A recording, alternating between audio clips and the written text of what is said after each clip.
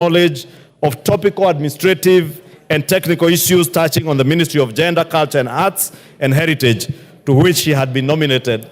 Honorable Speaker, those who are watching will remember a few of the unfortunate mentions of our honorable ladies without husbands, and this being a gender ministry, Honorable Speaker, it was a feeling of many people across the country that she may not sit well to address gender issues in that ministry. True, Honorable Speaker, that the nominee is unsuitable for the position to which she was nominated, as she was unable to respond to in a satisfactory manner to the queries raised during the approval hearing relating to gender, heritage, and culture. Honorable Speaker, I will also want to close, Honorable Speaker, by asking members that being nominated to this high office of a cabinet secretary is indeed a great honor. And Honorable Speaker, once members of the public or even members of parliament like the Honorable Andai, Honorable Mbadi, and even the former governors who have been nominated to serve in this high office of cabinet secretary have been nominated, it is our solemn duty as members of the National Assembly to vet all these nominees, check their suitability to hold office. There may be a feeling, Honorable Speaker, that this or that nominee may not sit well in a certain docket. But again, in line with Article 152(2) of the Constitution, the prerogative to reassign dockets is vested on the President. And Honorable Speaker, I know there are feelings that probably this particular person, his qualifications, his experience would sit better in another ministry than the ministry they have been nominated to. And it was our feeling, Honorable Speaker, in the Committee of Appointments, that we do leave that to the President in his own prerogative to realign and reassign dockets as time may demand, and also as he may find fit in terms of where he wants to sit his nominees and his cabinet secretaries in an endeavor to deliver to the people of Kenya. Therefore, Honorable Speaker, in conclusion, on behalf of the committee, allow me to thank all the nominees for offering themselves to serve the country. And in the words of Martin Luther King Jr., who once said that life's most urgent question is what you are doing for others. As leaders, Honorable Speaker, we should always be guided by what is best for the people of Kenya. The House is mandated to either approve or reject nomination for appointment based on suitability, and the outcome can be either an approval or rejection. An approval simply signifies a committee established that a person is suitable for the office to which he has been nominated. In the same lens, Honorable Speaker, a rejection. Honorable Speaker. Order, members. Order. Kiborek. Honorable Speaker, I was saying, in the same lens, a rejection only connotes a person's unsuitability to the office to which he or she is being nominated, and is in no way an indictment of the capability or competence of a nominee to perform other responsibilities. I say this, Honorable Speaker, with all due respect to the nominee, Ms. Stella Soy, that her rejection is not an indictment in any way of her capability or competence to perform other responsibilities. It is only her suitability to hold the position of Cabinet Secretary for Gender. And therefore, His Excellency the President has a prerogative to nominate her into any other position other than that position that she had been nominated for. And the President is also has the prerogative to nominate another person from the same region, the same area, the same village. Give him 2 minutes. I would encourage the President to nominate another equally qualifying candidate from the same region, the same place, and as I said, with requisite experience and qualifications to serve someone suitable to serve in that office. Honorable Speaker, with those many remarks, I now beg to move and ask all of you honorable members, all of you, in one accord, to support this report where we all put in a lot of man hours up to late this morning, Honorable Speaker, when we adopted this report, having considered all the issues that came before the committee. And I am confident once approved, this new cabinet and those that will be vetting this Friday, and if we adopt this report as it is, when a replacement for this lady is nominated and vetted, we'll have a cabinet that, in the words of Martin Luther King, will serve the people and will look at what they can do for others, not for themselves, Honorable Speaker. I beg to move and take this opportunity to ask all of you to support this report, as I request my counterpart and my good friend, the Honorable Junet Mohammed. I don't know whether he is now the minority whip or the incoming leader of minority, the Honorable Junet Mohammed, to second. Thank you, Honorable Speaker. Thank you, Mr. Speaker, for giving me an opportunity. Mr. Speaker, from the onset, I stand to second the motion, Mr. Speaker, for the approval of the nominees. And Mr. Speaker, also support the motion because, Mr. Speaker, this is, as you said earlier, constitutional responsibility of this House to make sure that this country has a cabinet secretary, Mr. Speaker. As you are aware, Mr. Speaker, previously, before this constitution, the President used to appoint cabinet ministers as he wishes and dismiss them as he wishes, Mr. Speaker. But now, under this new constitution, there is a requirement, constitutional requirement, that any nominee that has been brought by the President must be approved by this House. And today we are here, Mr. Speaker, exercising that constitutional mandate. And that's why I want to urge my colleagues to take this matter of the approval very serious, Mr. Speaker. The confirmation of cabinet nominees, Mr. Speaker, is not just a procedural, Mr. Speaker, formality, but it's a vital process that shapes the trajectory of the governance of our country, Mr. Speaker. Mr. Speaker, long time, and you are a veteran politician as you are a lawyer. Mr. Speaker, the President used to nominate anybody if he feels like. Whether you are academically qualified, whether you have the experience, doesn't matter. Even if you have never stepped in a classroom, Mr. Speaker, the President has the prerogative to appoint you as a minister. But at this point in time in this country, Mr. Speaker, you will be nominated and Parliament will look at your suitability and whether you have the capacity to perform, Mr. Speaker. So for that reason, Mr. Speaker, these nominees went through rigorous evaluation, Mr. Speaker, and looked at the experiences, Mr. Speaker. And I want to take this opportunity to thank you as the chairman of the committee, because this committee has put a lot of man-hour into this matter, Mr. Speaker, took a lot of time to scrutinize these members, Mr. Speaker. And every nominee appeared before the committee in person, and all questions have been put across to them, and a lot of them answered, Mr. Speaker, satisfactorily as per the report of the committee. But, Mr. Speaker, the question that we need to ask ourselves is that why are we in this situation at this point in time, Mr. Speaker?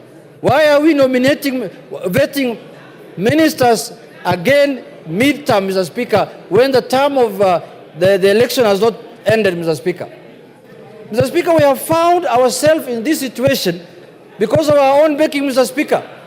And one of the things that has come out in the vetting process is that the issue that has brought us to this situation was captured very well in our vetting process, Mr. Speaker. And we captured that the issue of arrogance, opulence, and show-off, Mr. Speaker. And we put those questions to the nominees. And majority of them took their time to answer that question, Mr. Speaker, and told us that they are not people of show-off. Order, members. Order. Members on the majority side, try and minimize your levels and tones of conversation so Mr. that Speaker, we can follow the proceedings. Mr. Speaker, members of the majority side, some of them are being disturbed by what has happened in the vetting committee, the rejection of one of the nominees, Mr. Speaker. Mr. Speaker, we must have a vetting committee. And what the committee has done must be taken very serious, Mr. Speaker. The committee spent many man-hours to check on the suitability of every candidate, Mr. Speaker. And the committee is not doing any victimization. The committee is not doing any victimization. The committee did their work in accordance with the Constitution and the laws of the country, Mr. Speaker. The Parliamentary Approval Act, Mr. Speaker. If a nominee is incompetent, the committee cannot say anything other than that he is incompetent or she is incompetent, Mr. Speaker. Mr. Speaker. Order. Member for Order. Take your seat, Junet. Member for Keyo South. I'll give you an opportunity to have your say. This is not a public rally. This is the National Assembly of Kenya. The right for everybody to say what they are saying corresponds with the right for everybody to listen to those who are saying. Just listen to your colleagues, you'll also be listened to in the same decorum.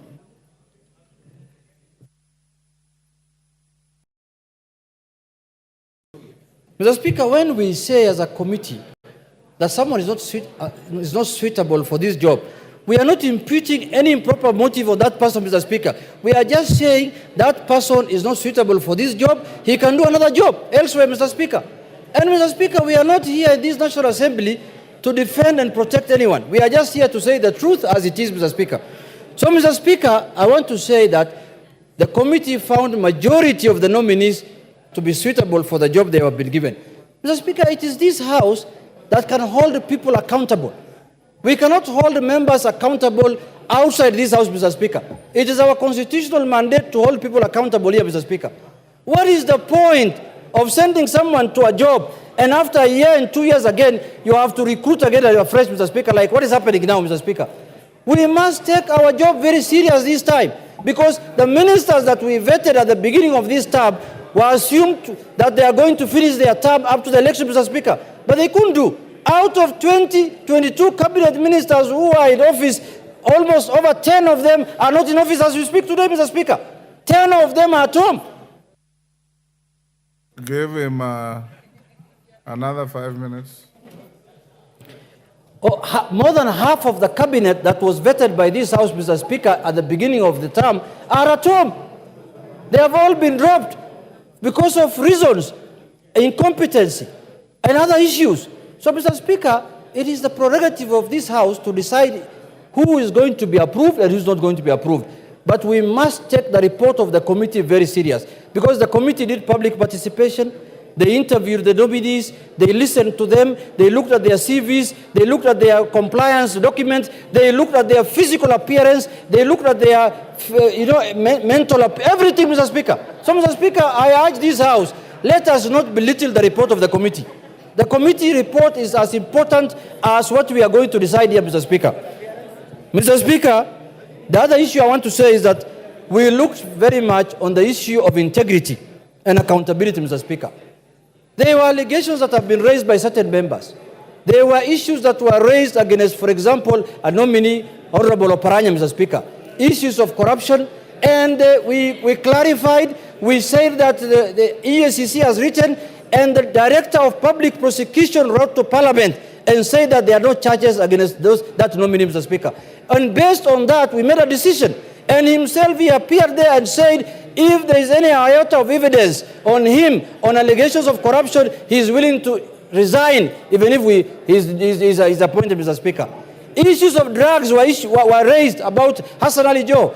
The Minister for Interior, by then George Saitoti, came here and brought a report against him. Later, a report was brought to Parliament a week later that cleared him, Mr. Speaker. We looked into all those issues, Mr. Speaker, and we cleared all those people. Issues of opulence, sideshow, what's called arrogance, and sort of were leveled against Honorable Murkomen. We looked at him, he came with a tie and a suit that did not look very expensive for that day. He should not put on another one going forward. He should continue with the same ones that he came to the committee, Mr. Speaker. And it was clear on those points, Mr. Speaker.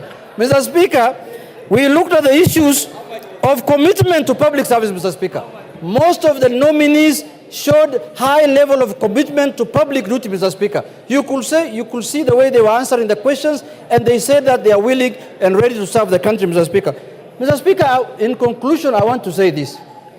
There is nothing that stops this House to impeach any CS who does not perform his functions again. That responsibility again is with us here, Mr. Speaker. And the day a CS nominee does not perform his functions in accordance with the Constitution and in accordance with the wishes of Kenyans, we have the responsibility again to remove him from office and to impeach him.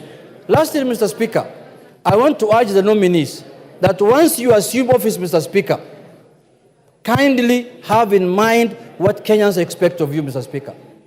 We interviewed the nominee for Interior, Mr. Speaker, and we told him there are many complaints about deaths in this country when people are demonstrating. He has to make sure, he has to put into consideration the sanctity of life, Mr. Speaker, that Kenyans must not die for exercising their freedoms and rights, Mr. Speaker. Demonstration is allowed in the country, but also the rights of other Kenyans must be respected when somebody is doing a demonstration, Mr. Speaker. So we have looked at everything and everything that is possible, and we have concluded that 19 nominees are suitable for office. Mr. Speaker, what I am proud of today, Mr. Speaker, are my colleagues whom I was with them in the same party who have joined now the executive, Mr. Speaker. It has proved to me that the Raila Odinga Academy School of Politics is the best school of politics in this country, Mr. Speaker. Look at the kind of nominees they have donated to the executive, Mr. Speaker. Hassan Ali Joho, Oparanya, Upio Wandai, and Mbadi, Mr. Speaker. Those are the best nominees this country can have, Mr. Speaker. The best experts this country can have, Mr. Speaker.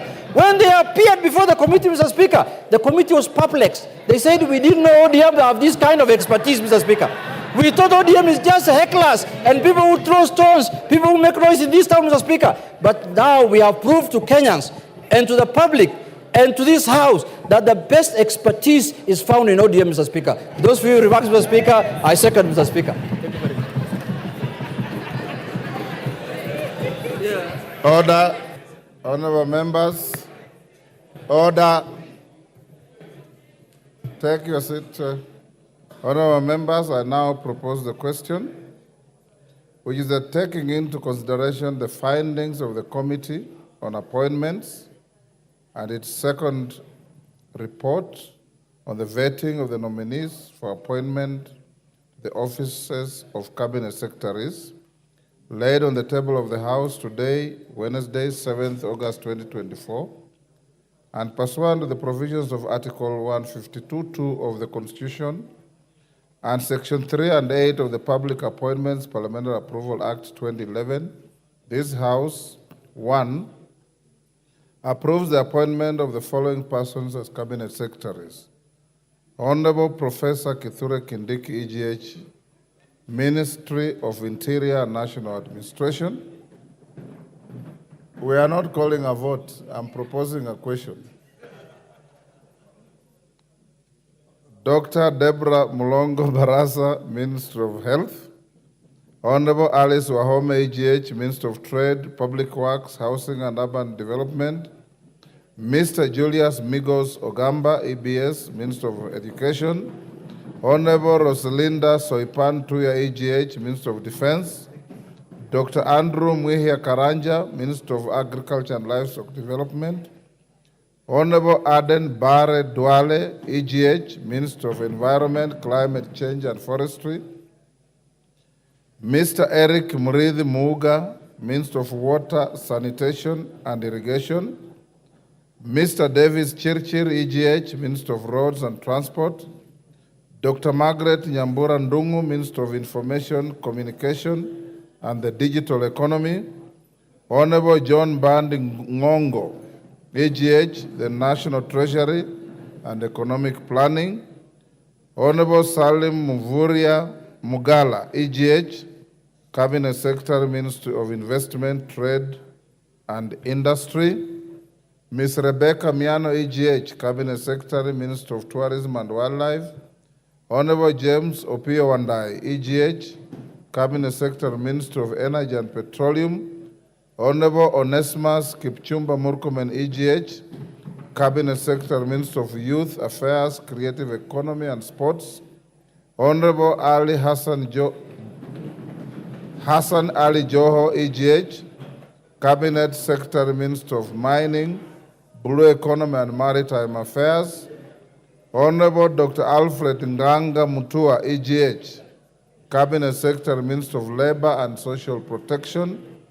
Honorable Wycliffe Ambetsa Oparanya, EGH, Cabinet Secretary, Minister of Cooperatives and Micro, Small and Medium Enterprises, MSME Development. Honorable Justin Bedan Njoka Muturi, EGH, Cabinet Secretary, Minister of Public Service and Human Capital Development. And Roman 2 rejects the appointment of Ms. Stella Soy Langat as the Cabinet Secretary, Minister of Gender, Culture, the Arts and Heritage.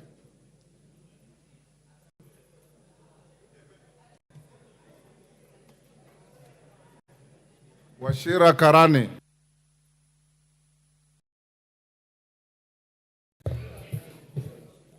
Thank you very much, Mr. Speaker. It's called to speak. You have all agreed to talk for 3 minutes. Correct. So compose your thoughts and deliver your point in 3 minutes. Thank you very much, Mr. Speaker. I want to support the report by the committee on the nominations of various persons to the cabinet. I am particularly impressed, Mr. Speaker, by the first candidate, the nominee for internal security. I want to declare here in this parliament, I come from Laikipia, where in the past we have been having a lot of incidents of insecurity. Our people have been living in hell. But since that person was appointed cabinet secretary in 2022, he has calmed the area. In my area, Mr. Speaker, people used to be killed, animals stolen, women raped, others maimed, but things have changed. I'm sure even the members who come from North Rift will agree with me that things have changed in our region. This is one cabinet secretary, Mr. Speaker, who speaks very little, but does a lot. In the past, a previous government, we had in a similar position somebody who was very, very boastful. He would talk a lot, he would shout, but eventually he was doing very little. Today things have changed. I remember some time back, Mr. Speaker, the previous cabinet secretary in the previous government came to my place. People had been killed, and he talked very, very, very tough. He said he will bring us commandos who will be working with us there, and such incidents will never be repeated. But the same night, Mr. Speaker, when the foreign cabinet secretary took his plane and went back to Nairobi, bandits descended on our area. They killed 7 people. They carried a lot of livestock. Today things are different. I therefore support Mr. Speaker. Thank you.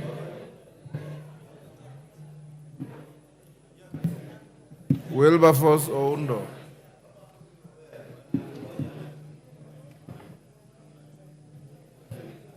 Thank you, Honorable Speaker.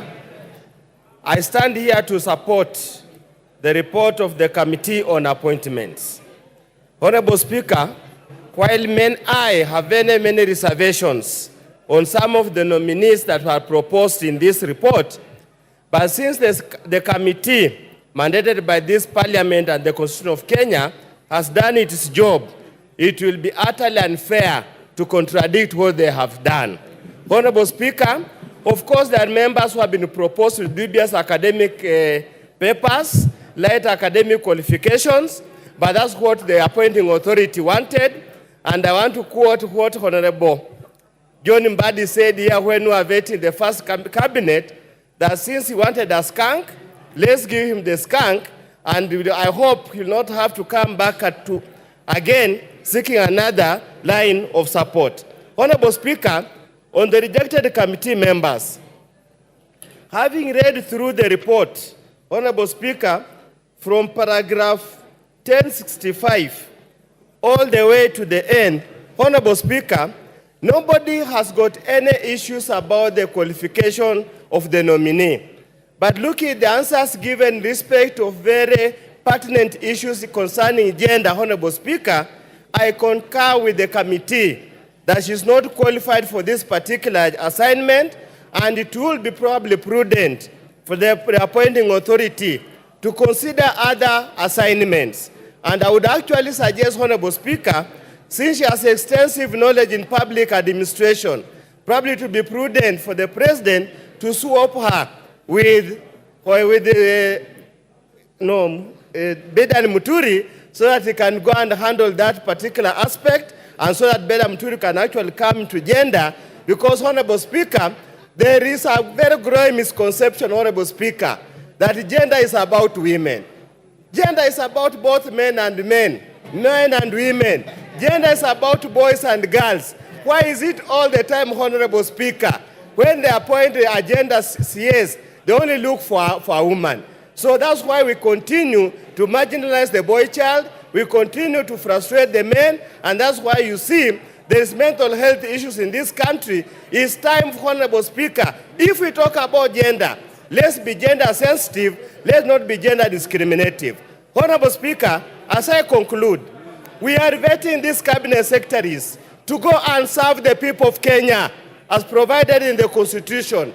Yes, they serve at the pleasure of the President, but they must know they are serving the people of Kenya. And the people of Kenya are represented by this representative who are here. We hope they will not go to the office and block members of parliament from accessing to present issues affecting the people of Kenya. With those few remarks, Honorable Speaker, I support the report. William Kamket.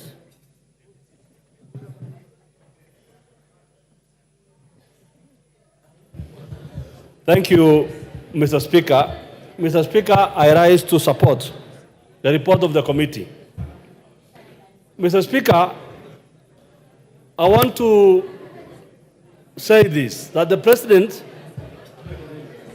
took the opportunity to reorganize his cabinet mid-term, and that the opportunity that was presented to the President is an opportunity, Mr. Speaker, that was caused by some riots in this country. And I want to say, Mr. Speaker, that His Excellency the President is a lucky man. Because, Mr. Speaker, if the happenings that happened in this country did not happen the way they happened, Mr. Speaker, perhaps His Excellency would have limped with the same group towards a very dangerous road ahead as we move towards the next election. So I want to say, Mr. Speaker, that the appointments of the members of cabinet, that includes the members of the opposition, is something that has given this country a fresh impetus and a fresh start. And the President has demonstrated that indeed he listens, Mr. Speaker, and that, Mr. Speaker, that he has a big heart. That even in victory, Mr. Speaker, he has been magnanimous and has offered an olive branch to the members of the opposition to come and serve together with him in the same cabinet. And that demonstrates one thing, Mr. Speaker, that we are all Kenyans. At the end of the day, even if we agree or disagree on anything or on any matter, we are all Kenyans. And that there is only one country that we all belong to. This is the Republic of Kenya, Mr. Speaker. Mr. Speaker, I want to echo what the Honorable Member for Laikipia West said. Mr. Speaker, I want to single out the Minister, the nominee for Interior. I want to say, Mr. Speaker, that gentleman has done a good job in the North Rift. Where I come from, whatever measures he has put in place, I am happy, Mr. Speaker, that he has been given a second chance to come and finish the job he began. Mr. Speaker, sir, with those few remarks, I beg to support, Mr. Speaker. Beatrice Elachi. With also a very heavy heart, Mr. Speaker, that it is always women who come are vetted and will always find themselves in the situation Soy is finding herself. But having said that, Mr. Speaker, I think it is important to understand that we are coming from a very delicate situation. I want to appreciate all the nominees, and I just want to tell them this. You come at a time when Kenyans felt those who have gone home became very proud, never understood who was at the gate, never understood whether they have challenges. They are human beings. Learn to appreciate your team, starting from even your tea girl, that you are able even just to ask, how is she or how is he? And Mr. Speaker, those are the few things, just small values that Kenyans feel, even us, that when you get a title, you get entitled and you think you have now become beyond the president. They should remember we have a president. They have gone to support the president. He has not appointed you to become another president in your ministry. He has appointed you to come and serve now his Kenyans. And therefore, Mr. Speaker, even as we say we have 3 minutes in this report, one thing I'll say, we have to change the Appointments Act and put in very serious questions that we need to ask this country.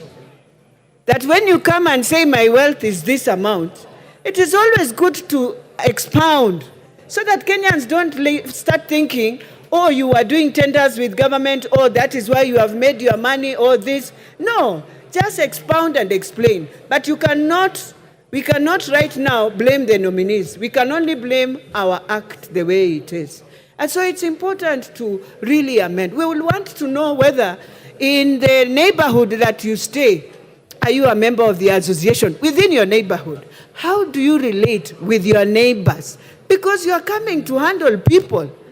And that is the other thing Kenyans were really crying. So I support it, and I say it is time that they know it is time to work. Thank you, Mr. Speaker. Thank you. Rindikiri. Yeah, thank you, Mr. Speaker. I realize to associate myself with the report of the committee, and I say from the outlet, we need to support this report. Mr. Speaker, I have studied part of the report, and I've picked 2 reports I was very keen on, and one of them is the CS nominee for water, sanitation, and irrigation.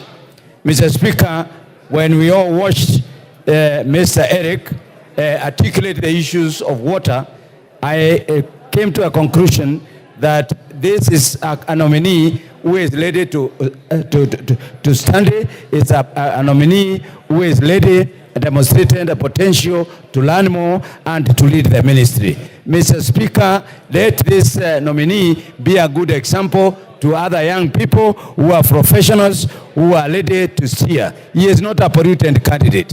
I support that nomination. Mr. Speaker, I really truly identify myself with Professor Kindeki.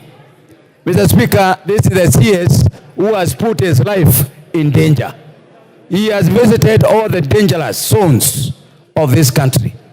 We know there are zones where the banditry, Al-Shabaab, etc., etc. Mr. Speaker, if one has demonstrated taking a risk, being in the combat front, Mr. Speaker, that is a very nice nomination. Mr. Speaker, he is a person who is available. When you call him, he turns your calls. Mr. Speaker, he writes back and he says he is going to refer back.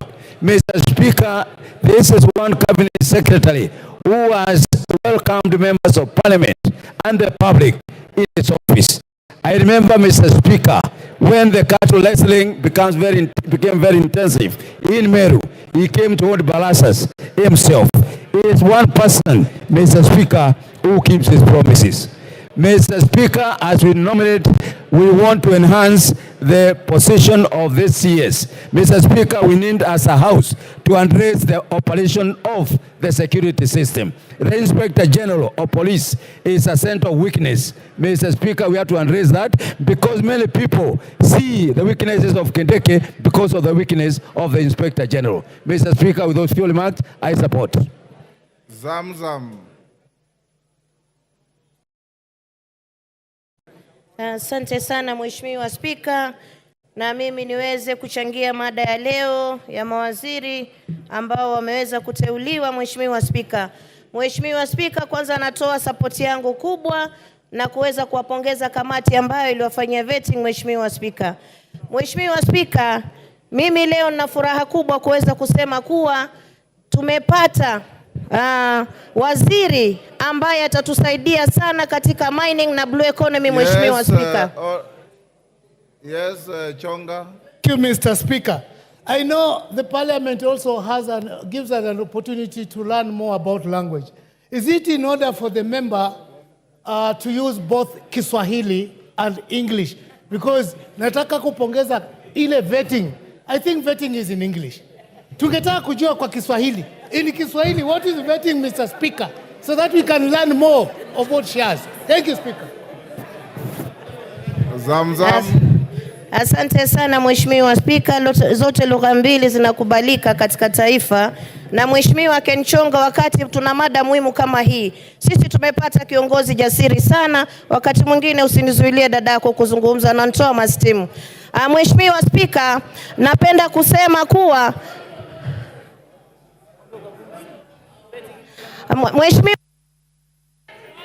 Mr. Speaker, I know my sister is a first timer. But what we know that, just a moment, what I know, you either express yourself in English or express yourself in Kiswahili, but you cannot mix the two, Mr. Speaker. And if that is the trajectory that is going to be, kindly, Mr. Speaker, give a ruling to the same. Order, honorable members. Order. Order, honorable members. Order. Order, Owen Bayer. Take your seats. Honorable Chonga, linguistic development is not limited. You can, when you contribute here, if you start in English, you must finish in English. If you start in Swahili, you can finish in Swahili. You must finish in Swahili. But in between, that's not what he's saying.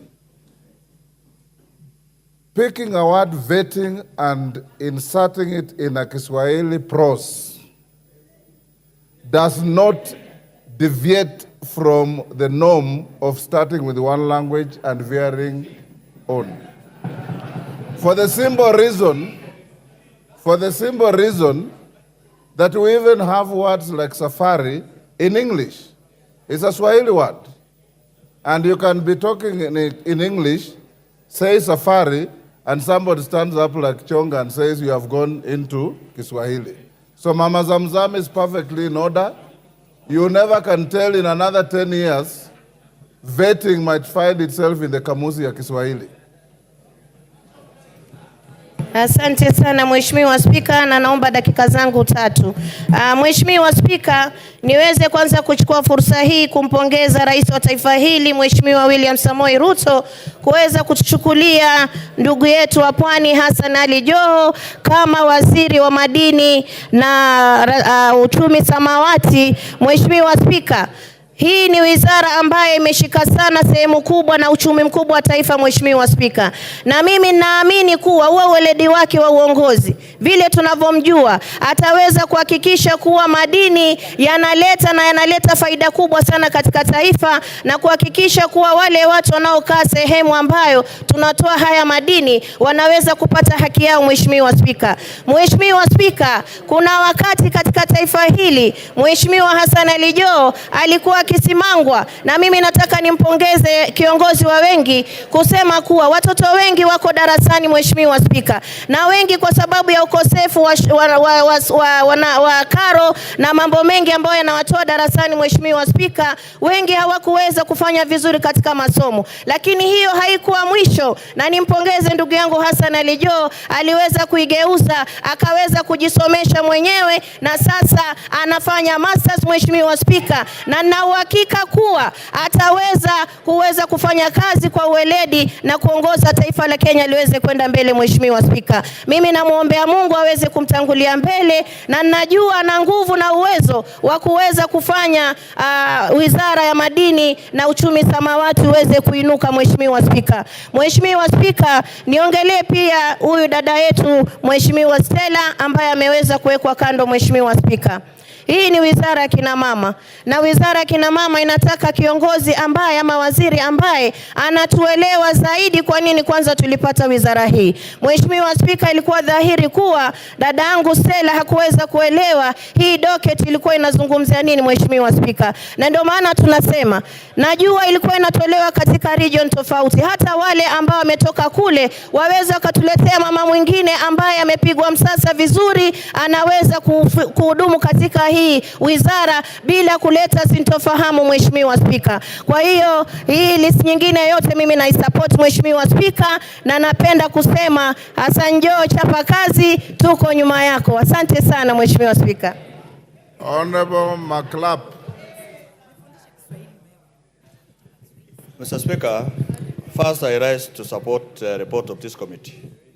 The question, Mr. Speaker, that we ask ourselves, did we see the vetting committee doing their job?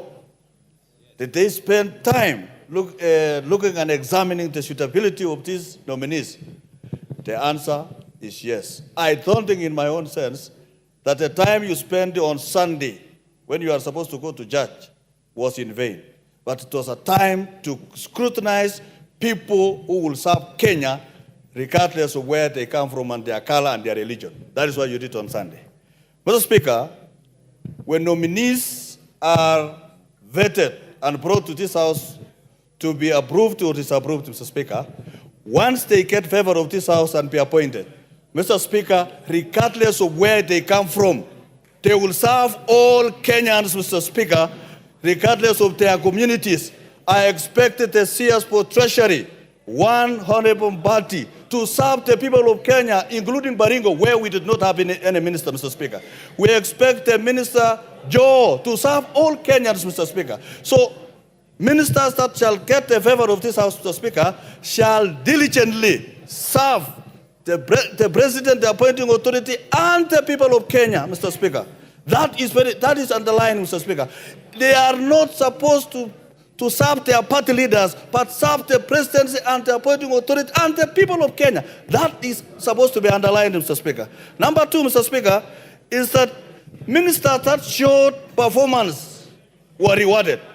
I come from a county that has been rampaged by banditry, and one Professor Kindiki is a professor of law, but he has excelled in security, Mr. Speaker. Today, the people of Baringo are able to sleep because of how much time Professor Kindiki spent in the bush. In fact, most of the time, you find Kindiki across Kenya. Mr. Speaker, I also call upon the ministers, if they are in favor, Mr. Speaker, of this House, that they need to understand there are technocrats who work in the ministries, not to overrun them, not to assume the members of parliament whom we spend a lot of time approving them here and later on try to disobey what we present to them, Mr. Speaker. We are the people's representative. We represent the interest of the people. Any member of parliament that will go to any office of the cabinet secretary, it is no longer business as usual, as you used to do. It is now business to serve the people of Kenya in a manner that will please Kenya and bring prosperity to this nation. This nation was living, Mr. Speaker, but an opportunity has come to correct all the wrong things, including opulence, so that Kenyans will get people who serve them. Mr. Speaker, finally, Mr. Speaker, the government is big. The single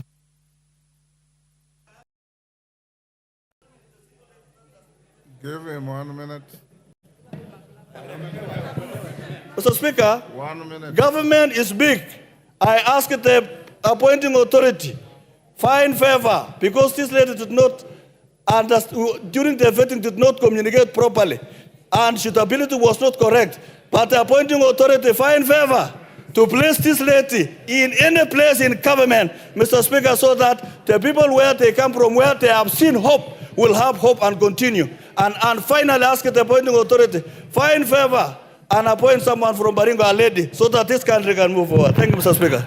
Adan Kainan. Thank you, Mr. Speaker. Mr. Speaker, Kenya is a representative democracy where the current constitution vests or confers powers to each of the three arms of government. Mr. Speaker, the reason why under the current constitution, pursuant to Article 152, the President nominates, Parliament vets and approves through the participation of the public. Mr. Speaker, what the committee has done is to put into context the constitutional role of each of the three arms of government. Mr. Speaker, having said this, we need to reflect on what has happened to the cabinet that has been dissolved. Mr. Speaker, some of the things that I have noted, and I know you have been around and I've been around, some of the things that I have noted is when you are appointed to a public office, civility is not a sign of cowardice. One of the things that was missing in the just dissolved government was that civility, humility, and humbleness. What I want to ask, to the extent that I saw one of the lady ministers, former, always task her bodyguard to carry her bag. I want to ask and plead with my good sisters. In the African culture, that is an abomination. It's an abomination and should not be allowed. It's actually an abuse of office. Mr. Speaker, having said that if you see the members here, Mr. Speaker, Article 1 of the Constitution, vests powers. Lillian Kogo, what's the problem? Thank you so much, Honorable Speaker. I want to bring it to the attention of my senior that when somebody holds a bag for a woman, it has nothing to do with culture. And we are not going to attack the person of women at their place of work. Men, Honorable Speaker, men don't carry bags, women carry bags. And it could have just been in a state of emergency. So as we discuss the approval of this particular honorable Kenyans, let us leave women alone. Honorable Lillian Kogo, that is hypersensitivity, honestly. Because Honorable Kainan did not say men are given bags by women to hold. He said women giving men bags to carry for them because they are their security, and he thinks that is not right. That's his opinion. And I don't see that as an assault on women. Thank you. I really respect my good sir. Mr. Speaker, the reason why I say this is because we are Africans. And each one of us, the ladies must be respected, the men must also be respected. The role of a bodyguard is clearly defined in their job description. It's not to carry the bag of anybody, but to take care of the security of that particular individual. Mr. Speaker, I say this, the reason why we have this, and I want to urge those nominees who are likely to approve in the next few, please humble yourselves. This house should not be a conveyor belt for CSs. When we vet them and approve them, we should hold them to the highest standards of accountability. That is the only way the role of this August House will be respected. It's not just a matter of approval, Mr. Speaker. The group who are there, some of them, Mr. Speaker, it was difficult to fix an appointment. It was difficult to get them on telephone. It was difficult to see them. They're like in another world. Once the group who will be approved today, please desist. Otherwise, we'll invoke the provisions of the law to bring you down just the way we approve you today. Mr. Speaker, having said that,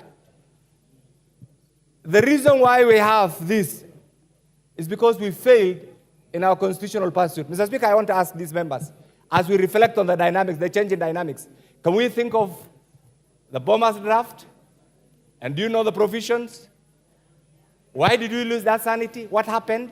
Why did we throw away the role of the member of parliament? I want you to think as we do this, because Kenya is a very dynamic country. Can we think of bringing back the Bomas draft so that the role of the member of parliament, as clearly enshrined in Article 1, is manifested in the management of our nation day-to-day activities. Otherwise, as we are floating.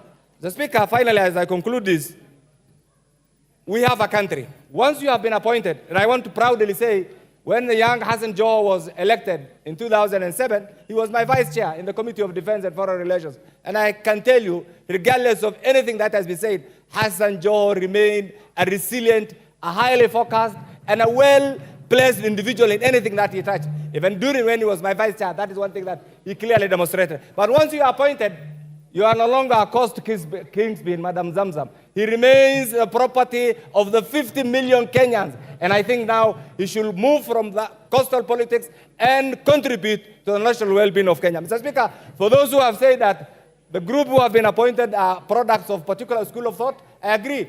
Each one of us remains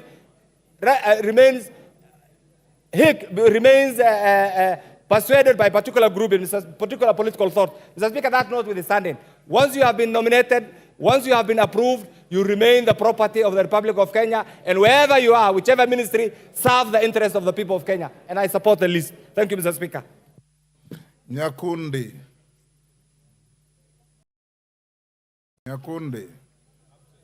You log in and then you leave. Member for Turkana, is it sent?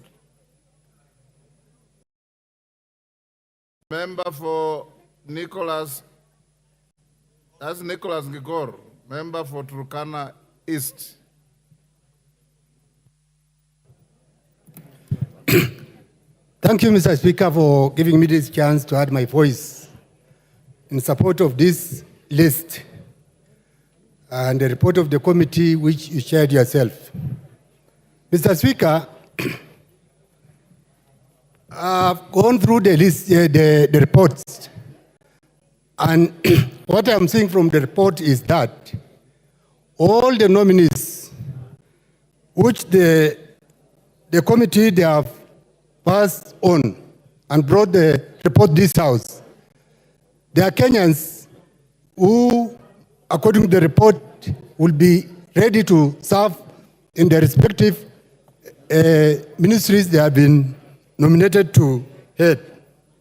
Mr. Speaker, I will just particularly want to go to specific nominees of different ministries, starting the nominee for Ministry for Interior. Mr. Speaker, I would like to echo the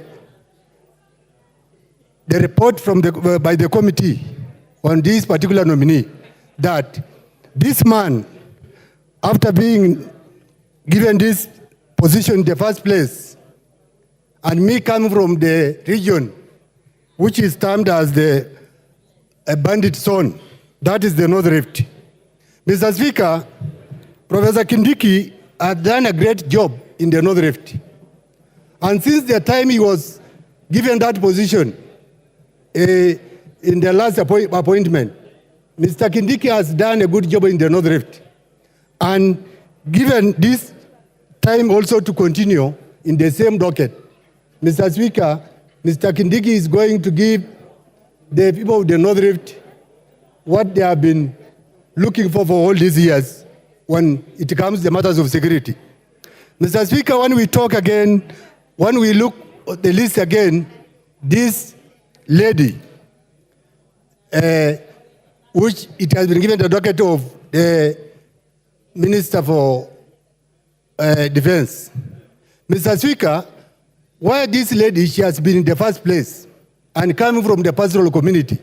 You know, we pastoralists, we do our job without being even, we don't look for supervision. And I believe this lady, she is going to do a good job in this docket and is going to show the community, the communities and the countries that she will be.